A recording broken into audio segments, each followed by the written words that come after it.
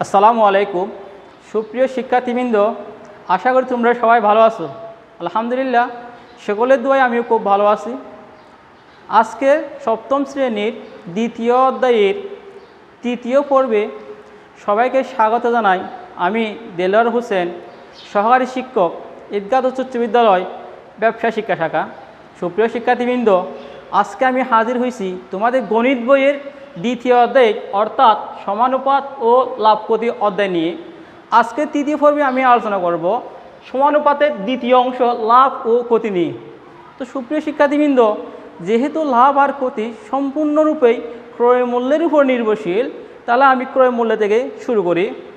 ক্রয় মূল্য হচ্ছে কি, একটি দ্রব্য কিনতে যে টাকা প্রদান করতে হয় তাকে আমরা বলি ক্রয় মূল্য। আবার ওই দ্রব্যটি যে দামে বিক্রয় করা হয় তাকে বলতে পারে আমরা বিক্রয় মূল্য।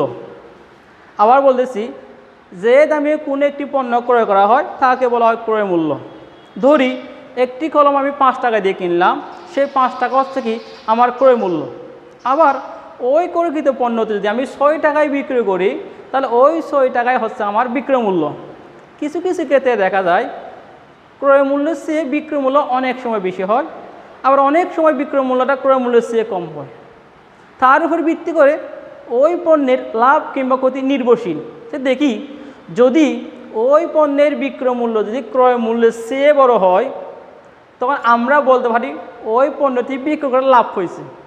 তার লাভ হিসেবে আমরা বলতে পারি, লাভের পূর্ব সত্য হিসেবে বলতে পারি লাভ হচ্ছে কি বিক্রয় মূল্য গ্রেটার দেন ক্রয় মূল্য।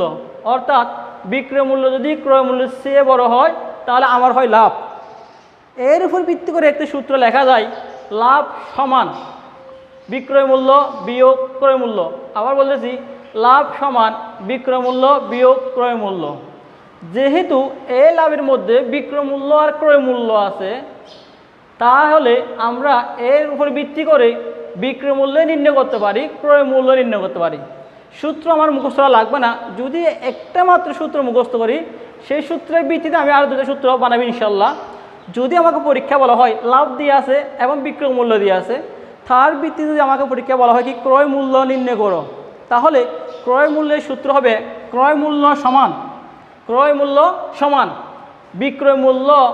এই লাভটাকে যখন আমরা সমান এই ডান পাশে নিয়ে গেলাম, লাভের আগে প্লাস ছিল, এটা হয়ে যায় মাইনাস। তাহলে ক্রয় মূল্য সমান বিক্রয় মূল্য বিয়োগ লাভ। আবার বলতেছি, ক্রয় মূল্য সমান বিক্রয় মূল্য বিয়োগ লাভ। এই সূত্র ইউজ হয় লাভের ক্ষেত্রে। অনুরূপভাবে যদি আমার বিক্রয় মূল্য ব্যয় করতে বলে, তাহলে বিক্রয় মূল্যের সূত্র সমান বিক্রয় মূল্য সমান লাভ যোগ ক্রয় মূল্যকে সমানের পাশে নিয়ে আসলে হয় কি ক্রয় মূল্য। মানে বিক্রয় মূল্য সমান লাভ যোগ ক্রয় মূল্য। অথবা বলতে পারি ক্রয় মূল্য যোগ লাভ সমান বিক্রয় মূল্য। এই যে আমি ক্রয় মূল্য আর বিক্রয় মূল্য নিয়ে আলোচনা করলাম, এই সূত্র দুটা ইউজ হবে শুধুমাত্র লাভের ক্ষেত্রে হলে। আবার যখন কোনো একটি পণ্যের বিক্রয় মূল্য যদি ক্রয় মূল্যের চেয়ে কম হয়, তাহলে আমরা বলতে পারি ক্ষতি হয়। উদাহরণ হিসেবে বলি, একটি কলম ক্রয় করা হলো 5 টাকা, ওই কলমটি বিক্রয় করা হলো 60 টাকা দিয়ে, তাহলে আমার ক্ষতি হয় 1 টাকা। এখানে দেখা যাচ্ছে কি বিক্রয় মূল্য 60 টাকা, ক্রয় মূল্য 5 টাকা, বিক্রয় মূল্য কম, ক্রয় মূল্য বেশি। তাহলে আমরা দেখতে পারি কি ক্ষতির ক্ষেত্রে ক্রয় মূল্যটা বিক্রয় মূল্যের চেয়ে বড় হয়। সেই জন্য শর্ত হচ্ছে কি ক্ষতি সমান ক্রয় মূল্য গ্রেটার দেন বিক্রয় মূল্য। এখন ক্ষতির যদি সূত্র লাগে আমার, তাহলে সূত্র হয় কি ক্রয় মূল্য থেকে বিক্রয় মূল্য বিয়োগ। যেহেতু ক্রয় মূল্য বড়, ক্রয় মূল্য আগে লিখবো, বিক্রয় মূল্য ছোট, বিক্রয় মূল্য ভালো লিখবো। ক্রয় মূল্য থেকে বিক্রয় মূল্য বাদ দিলে আমার হয় ক্ষতি। এখানে যেহেতু ক্রয় মূল্য আর বিক্রয় মূল্য দেখা যাচ্ছে, এর উপর ভিত্তি করে আমরা আরও দুটি সূত্র বানাবো। সেটা হচ্ছে কি, যদি ক্রয় মূল্য ব্যয় করতে বলে, যদি পরীক্ষায় আমার ক্ষতি দিয়ে আছে বিক্রয় মূল্য দিয়ে আছে, তার উপর ভিত্তি করে যদি ক্রয় মূল্য নির্ণয় করতে বললে, আমার ক্রয় মূল্যের সূত্র হচ্ছে কি ক্ষতি বিক্রয় মূল্যকে পক্ষান্তর করলাম, তাহলে মাইনাস হয়ে যাবে প্লাস বিক্রয় মূল্য। আবার বলতেছি, ক্ষতির ক্ষেত্রে ক্রয় মূল্য সমান ক্ষতি যোগ বিক্রয় মূল্য।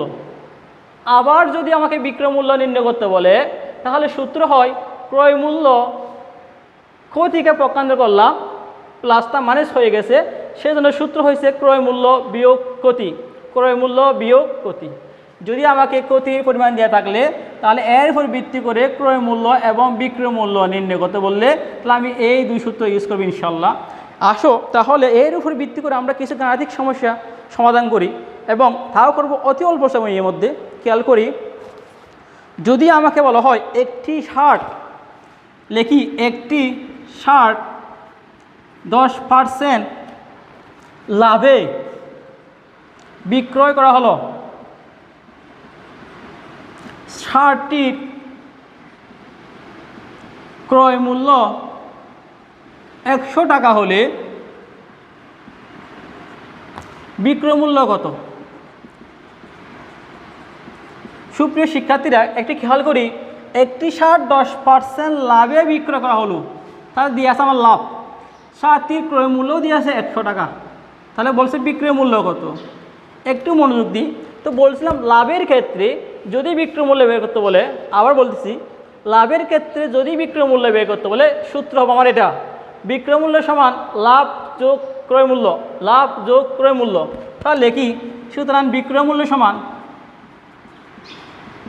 লাভ যোগ ক্রয় মূল্য সমান লাভ দিয়ে আছে আমার 10% অর্থাৎ 10 টাকা, ক্রয় মূল্য দিয়ে আছে আমার 100 টাকা সমান 110 টাকা হচ্ছে আমার বিক্রয় মূল্য।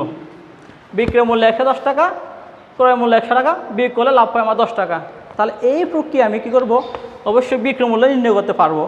আরেকটা সমাধান করি, যদি বলা হয় একটি দ্রব্য 100 টাকা বিক্রি করায়, একটি দ্রব্য 100 টাকায় বিক্রি করায় 20 টাকা ক্ষতি হলো। আচ্ছা, এরপর লেখা আছে দ্রব্যটির ক্রয় মূল্য কত?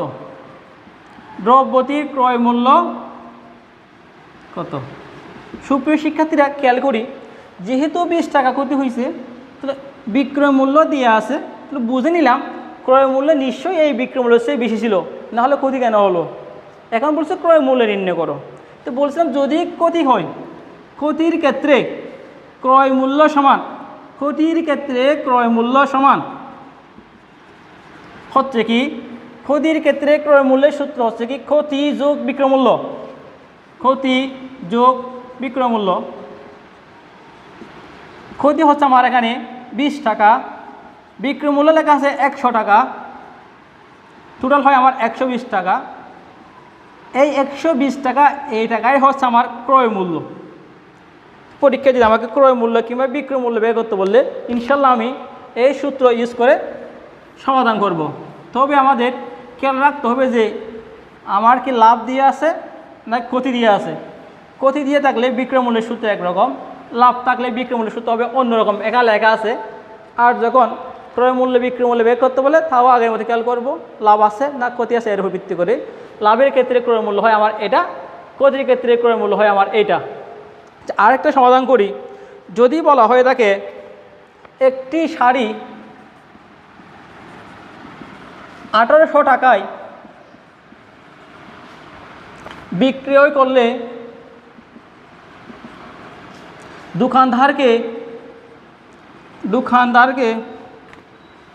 দোকানদারের 10% ক্ষতি হয়। আবার বলতেছি 1800 টাকায় বিক্রি করার কারণেই 10% ক্ষতি হয়েছে, শতকরা 10 টাকা করে ক্ষতি। তাহলে বুঝে নিলাম আমার নিশ্চয় ক্রয় মূল্যের চেয়ে বেশি ছিল। আচ্ছা, এখন বলতেছি কি ক্ষতি হয়, তাহলে শাড়িটির ক্রয় মূল্য কত? একটু মনোযোগী হই, খেয়াল করি 10% ক্ষতিতে যদি আমার বিক্রয় করে তাহলে এরকমই হয়। এখানে পার্সেন্ট মানে হচ্ছে আমার ক্রয় মূল্য 10 টাকা ক্ষতি, বলতে হবে 10% ক্ষতিতে বিক্রয় মূল্য সমান 100 বিয়োগ 10 সমান 90 টাকা। 90 টাকা যদি আমার বিক্রয় মূল্য হয়, ক্রয় মূল্য হয় আমার 100 টাকা। এখন খেয়াল করি এই অঙ্কের মধ্যে আমাকে বলছে ক্রয় মূল্য কত। পরীক্ষায় আমার যেটা চাইবে আমি সেটা সবসময় পরে লিখব, যেটা দেওয়া থাকবে সেটা আমি সবসময় আগে লিখব। তাহলে আমি লিখতে পারি বিক্রয় মূল্য 90 টাকা হলে ক্রয় মূল্য 100 টাকা বিক্রয় মূল্য 90 টাকা হলে ক্রয় মূল্য 100 টাকা। আবার বিক্রয় মূল্য যখন 1 টাকা হয় ক্রয় মূল্য কমে যাবে, কমে গেলে সবসময় এই সংখ্যাটা নিচে আসবে 100/90। আবার দিয়েছে বিক্রয় মূল্য যখন আমার 1800 টাকা হয়, 1800 টাকা হলে ক্রয় মূল্য অবশ্যই একটু বাড়বে, বাড়লে উপরে 1800 টাকা আমি উপরে পাঠাইলাম, 90 নিচে কাটা দিলাম, 0 0 কাটা দিয়ে ফেলছি, 9 দুগুণে 18, একটু শূন্য বাকি আছে পাশে লিখলাম, 20 আর 100 গুণ করলে হয় 2000 টাকা। অর্থাৎ ওই শাড়িটির আমার ক্রয় মূল্য ছিল 2000 টাকা। এই 2000 টাকার শাড়ি আমি বিক্রয় করলাম 1800 টাকায়, যার কারণে আমার ক্ষতি হয়েছে 10%, 100 টাকায় 10 টাকা করে ক্ষতি হয়ে গেছে। প্রিয় শিক্ষার্থীবৃন্দ, এরপরে অঙ্কে আসি। এরপর লেখা আছে কি আমার 75 টাকায়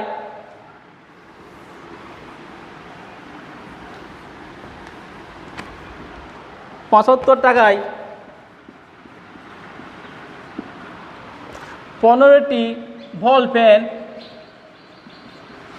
ক্রয় করে 90 টাকায় বিক্রি করা হলে 90 টাকায়, অর্থাৎ 15টি বল পেন 75 টাকায় কিনছি, 15টি বল পেন 90 টাকায় বিক্রি করলাম। বিক্রয় করা হলে শতকরা আমার কত লাভ অথবা ক্ষতি, শতকরা লাভ ভাগ ক্ষতি নির্ণয় করো। স্টুডেন্ট খেয়াল করে একটু, আমার দিয়ে আছে 75 টাকা হচ্ছে কি ক্রয় মূল্য, এরপর 90 টাকা হচ্ছে আমার বিক্রয় মূল্য। বিক্রয় মূল্য যখন বেশি হয়, ক্রয় মূল্য যখন কম হয়, তাহলে আমরা বলতে পারি লাভ। তাহলে আমার লাভ হবে শতকরা, ক্ষতি হবে না। সেখানে আমি লিখতে পারি শতকরা লাভ সমান, যদি শতকরা লাভ কিংবা ক্ষতি নির্ণয় করতে হয় তাহলে আমি শুধু একটা সূত্র ইউজ করব। সেই সূত্র হচ্ছে কি, অবশ্যই মোট ক্রয় মূল্য লিখব নিচে। সব সময় শতকরা লাভ বা ক্ষতি বের করতে হলে আমার কী করতে হবে, সব সময় ক্রয় মূল্যটা নিচে লিখতে হবে, লাভ বা ক্ষতির মোট পরিমাণটা উপরে লিখতে হবে, 100 দিয়ে গুণ করতে হয়। তা আমি লিখতে পারি 75 টাকায় ক্রয় করছে, 90 টাকায় বিক্রি করছে, তাহলে আমার লাভ হয়েছে 15 টাকা। লাভ হয়েছে কয় টাকা? 15 টাকা। 90 বিয়োগ 75 সমান 15। এই মোট লাভকে আমি লিখব উপরে, ক্রয় মূল্য সারা জীবন নিচে বসবে 75 টাকা, 100 দিয়ে সব সময় গুণ করতে হয়। যদি শতকরা লাভ বা ক্ষতি বললে আমি এই সূত্র ইউজ করব, মোট লাভ বা ক্ষতি উপরে মোট ক্রয় মূল্য, মোট ক্রয় মূল্য সব সময় নিচে 100 দিয়ে গুণ। তাহলে ভাগ করি, 3 25 75, 4 25 100, 3 5 15, 4 5 20, অর্থাৎ আমার 20% লাভ, 20% লাভ। তাহলে আরেকটা অঙ্কে যায়, যদি বলা হয় ক্রয় মূল্য বিক্রয় মূল্যের, ক্রয় মূল্য বিক্রয় মূল্যের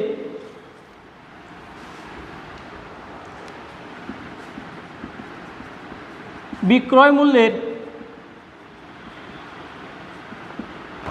দ্বিগুণ হলে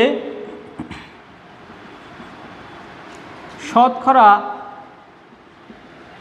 লাভ বা ক্ষতি কত? তাহলে একটি খেয়াল করি, বলছে কি ক্রয় মূল্য বিক্রয় মূল্যের, এখানে একটি ল লেখা আছে বিক্রয় মূল্যের, তাহলে আমরা বলতে পারি ক্রয় মূল্যকে বিক্রয় মূল্যের সাথে তুলনা করা হয়েছে। অঙ্কের মধ্যে যদি তুলনা করা হয় তাহলে আমরা দেখতে পাবো যার সাথে তুলনা করছে আগে দেখবো তার মান আছে কিনা, যদি না থাকে তার মানটা আগে কল্পনা করতে হবে। যেহেতু এখানে কারো মানে স্পষ্ট নয়, তাহলে আমি বিক্রয় মূল্যটা আগে ধরবো। কেন? কারণ ক্রয় মূল্যকে বিক্রয় মূল্যের সাথে তুলনা করা হয়েছে। তো আমি ধরতে পারি, ধরি বিক্রয় মূল্য সমান ক টাকা। এখানে বলা আছে ক্রয় মূল্যটা হচ্ছে কি বিক্রয় মূল্যের দ্বিগুণ, সুতরাং ক্রয় মূল্য সমান ক এর দ্বিগুণ, ক গুণ 2 সমান 2 ক টাকা।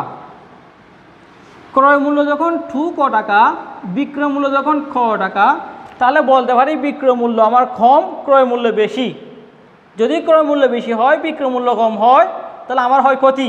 সুতরাং ক্ষতি সমান বিক্রয় মূল্য ক্রয় মূল্য বিয়োগ বিক্রয় মূল্য সমান ক্রয় মূল্য টু ক টাকা, বিক্রয় মূল্য আমার ক টাকা, বিক করলে হয় ক টাকা। এখন বলা হচ্ছে কি এই লাভ বা ক্ষতি এটাকেই শতকরায় প্রকাশ করো, শতকরায় প্রকাশ করো। তো আগে বলছিলাম শতকরা বললেই আমার লাভ অথবা ক্ষতি সবসময় উপরে, ক্রয় মূল্য সারা জীবন নিচে 100 দিয়ে গুণ। তো লিখতে পারি সুতরাং ক্ষতি সমান ক টাকা ক্ষতি মোট হচ্ছে আমার ক্রয় মূল্যের 2 ক টাকার উপরে 100 দিয়ে গুণ। ক ক খাটা গেল, 2 দিয়ে ভাগ করলে 50 দিয়ে গুণে 100 সমান 50% আমার ক্ষতি, 50% আমার ক্ষতি। তাহলে এই প্রক্রিয়ায় আমরা যখন পরের অঙ্কে যাব, পরের অঙ্কে বলা আছে একটি গাড়ির বিক্রয় মূল্য, একটি গাড়ির বিক্রয় মূল্য ক্রয় মূল্যের র লেখা আছে, ক্রয় মূল্যের 5/4 অংশের সমান শতকরা কত ক্ষতি বা লাভ হলো। একটু খেয়াল করি, অঙ্কটা অতি সহজ। এখানে লেখা আছে একটি গাড়ির বিক্রয় মূল্য ক্রয় মূল্যের, যখন র লেখা থাকবে ক্রয় মূল্যের হোক অথবা বিক্রয় মূল্যের হোক, র লেখা থাকলে সবসময় আমি বুঝে নিব এই ভগ্নাংশের মধ্যে নিচের মানটা হবে আমার এটার, ক্রয় মূল্যের বললে ক্রয় মূল্যের মান, এখানে যদি বিক্রয় মূল্যের বললে এটা হচ্ছে বিক্রয় মূল্যের মান নিচেরটাই।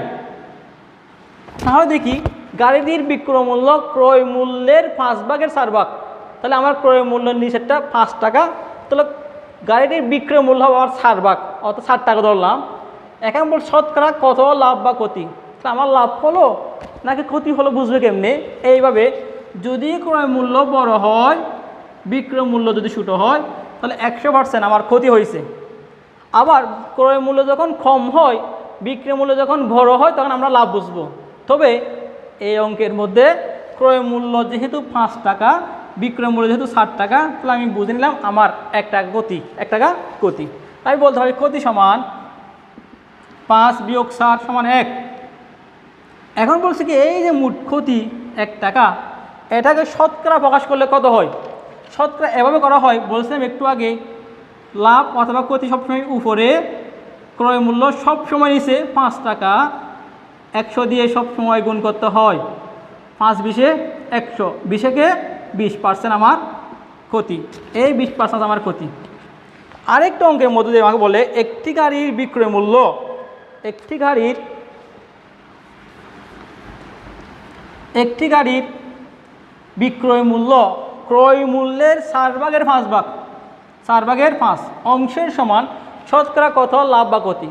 তাহলে এই অঙ্কটা হচ্ছে আগের অঙ্কের একটু ব্যতিক্রম, খেয়াল করি। আচ্ছা, এখানে বলছে বিক্রয় মূল্য ক্রয় মূল্যের 4/5। আমি বলছিলাম র থাকলে ক্রয় মূল্যের হোক বিক্রয় মূল্যের হোক, র যেখানে থাকে আমি সেইটাকে সবসময় নিচের মানটা তুলনা করব। অর্থাৎ ক্রয় মূল্য আমার 7 টাকা, উপরেরটা হচ্ছে আমার বিক্রয় মূল্যের টাকা। এখানে মধ্যে বিক্রয় মূল্য যেহেতু 5, ক্রয় মূল্য 7, তাহলে আমার লাভ, কারণ বিক্রয় মূল্য বেশি। তো লাভ সমান 5 - 7 = 1 টাকা লাভ। এখন বলতেছে কি এই যে 1 টাকা মোট লাভ হয়েছে, তাকে শতকরায় প্রকাশ করো। শতকরা প্রকাশ করতে গেলে আমি লিখবো এভাবে, টোটাল আমার 1 টাকা লাভ, ক্রয় মূল্য ছিল আমার 60 টাকা, শতকরা 100 দিয়ে গুণ করব, 7 দিয়ে ভাগ করলে 4 × 25 = 100 সমান 25% আমার লাভ। এই জন্য আমি চিন্তা করবো, যদি আমাকে এরকম বর্ণনা শাখা থাকলে আমি দেখবো যে নিচেরটা কোন কিসের মান, ক্রয় মূল্যের মান নাকি বিক্রয় মূল্যের মান, নির্ভর করবে ইহার উপরে। এখানে যে থাকবে এই নিচের তার মান বোঝাবে, তাহলে উপরটা হবে সবসময় এটার মান। এইভাবে আমরা কি করব, সব সমস্যার সমাধান করবো ইনশাল্লাহ। আরেকটা আমরা ব্যতিক্রম অঙ্কের মধ্যে আসি। বলা আছে সাদিয়া